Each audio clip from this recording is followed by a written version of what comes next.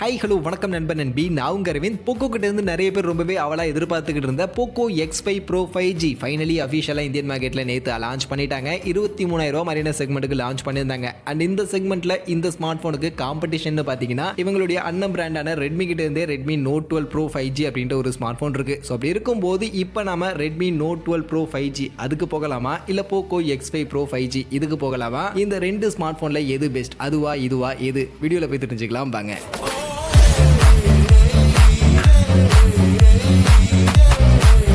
வீடியோக்குள்ளே போகிறதுக்கு முன்னாடி டே டு டே ஆஃபர்ஸ் அப்படின்ற ஒரு டெலிகிராம் சேனல் கிரியேட் பண்ணியிருக்கோம். இந்த சேனலில் ரெகுலராக ஆன்லைனில் வரக்கூடிய பெஸ்ட்டான offers, deals, coupons, promo quotes எல்லாத்தையும் அப்டேட் பண்ணிட்டு இருக்கோம். ஸோ யாருக்கெல்லாம் இந்த மாதிரி ஆன்லைனில் வரக்கூடிய பெஸ்ட்டான ஆஃபர்ஸை பற்றின அப்டேட்டாக தெரிஞ்சுக்கணும் அப்படின்ற விருப்பம் இருக்கோ நம்மளுடைய இந்த டெலிகிராம் சேனலில் வந்து ஜாயின் பண்ணிக்கங்க. ஜாயின் பண்ணுறதுக்கான லிங்க் டிஸ்கிரிப்ஷனில் இருக்குது.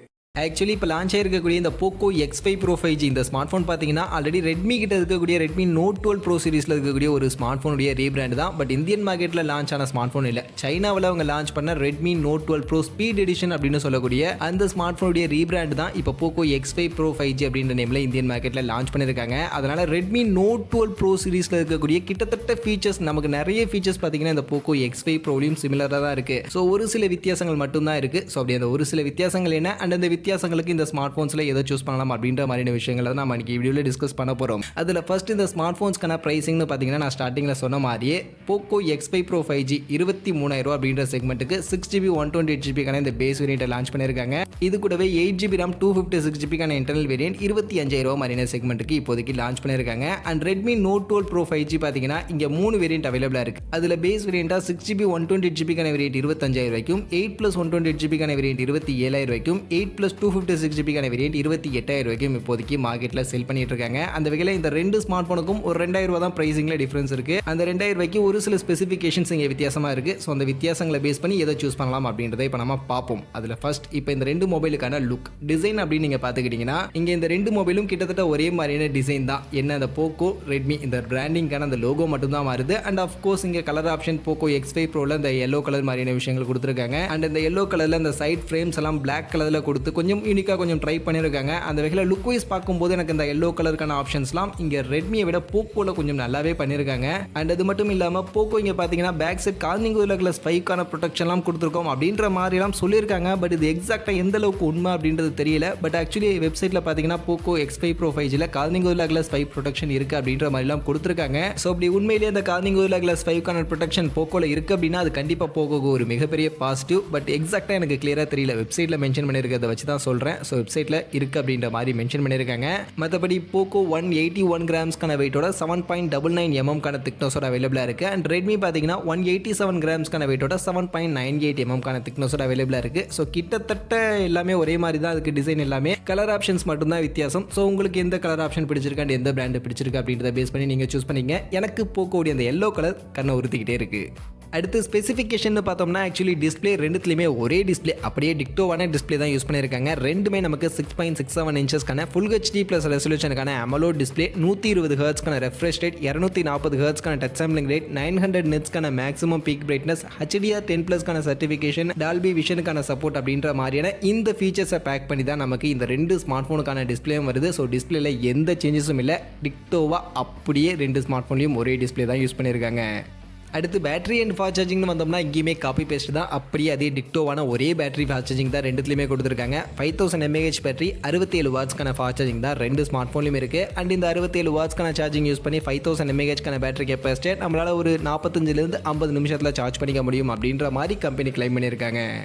நெக்ஸ்ட் இப்போ பர்ஃபார்மன்ஸ். ஸோ பர்ஃபார்மன்ஸ்னு வரும்போது இங்கே ஒரே மாதிரி இல்லை, வித்தியாசம் இருக்குது. Actually Poco X5 Pro 5G இந்த ஸ்மார்ட் ஃபோனில் Snapdragon 778G அப்படின்னு சொல்லக்கூடிய இந்த 6nm சைஸ்க்கான இந்த ஒரு ப்ராசரை இங்கே யூஸ் பண்ணியிருக்காங்க. அதுவே ரெட்மி Note 12 Pro 5G இங்கே நமக்கு MediaTek கூடிய Dimensity 1080 அப்படின்ற இந்த ஒரு 6nm சைஸ்க்கான ப்ராசரை யூஸ் பண்ணியிருக்காங்க. ஆக்சுவலி இந்த ரெண்டு ப்ராசரும் கிட்டத்தட்ட ஈக்குவலான ஒரு பர்ஃபார்மன்ஸ் கொடுக்கக்கூடிய ஒரு ப்ராசஸர் தான். கிளாக் ஸ்பீட் மட்டும் நமக்கு டிமென்சிட்டியில் கொஞ்சம் பெட்டராக இருக்கும். 2.6 GHz கிளாக் ஸ்பீடோட வரும். பட் ஸ்னாப்ட்ராகன் 778G நமக்கு 2.4 GHz கிளாக் ஸ்பீடோட வரும். But performance actually real time பர்ஃபார்மன்ஸ்னு பார்த்தீங்கன்னா கிட்டத்தட்ட ஸ்னாப்ட்ராகன் 778Gயும் டிமென்சிட்டி 1080யும் ஒரே மாதிரியான பர்ஃபார்மன்ஸ் தான் கொடுக்கும். மேபி கேமிங்கில் மட்டும் ஸ்னாப்ட்ராகன் 778G இன்னும் கொஞ்சம் பெட்டராக பர்ஃபார்ம் பண்ணுறதுக்கான வாய்ப்புகள் இருக்குது. ஏன்னா GPU ஸ்னாப்ட்ராகன் 778Gயில் பெட்டராக இருக்கும். அதனால் நீங்கள் கேமிங்கை ஃபோக்கஸ் பண்ணுறீங்க அப்படின்னும் பட்சத்தில் Poco X5 Pro 5Gக்கு போகிறது கொஞ்சம் பெட்டராக இருக்கும். பெரிய டிஃப்ரென்ஸ் இல்லை அப்படின்னாலும் கொஞ்சம் Poco கொஞ்சம் பெட்டராக பர்ஃபார்ம் பண்ணுறதுக்கான வாய்ப்புகள் இருக்குது. அதர்வைஸ் ரெண்டுத்துலையுமே நமக்கு LPDDR4X RAM type, UFS 2.2 storage இருக்குது. அண்ட் ரெண்டுமே 5G ஸ்மார்ட் ஃபோன் தான். பட் ரெட்மியில் 10 5G பேண்ட் கொடுத்துருக்காங்க, போக்கோல 7 5G பேண்ட் கொடுத்துருக்காங்க.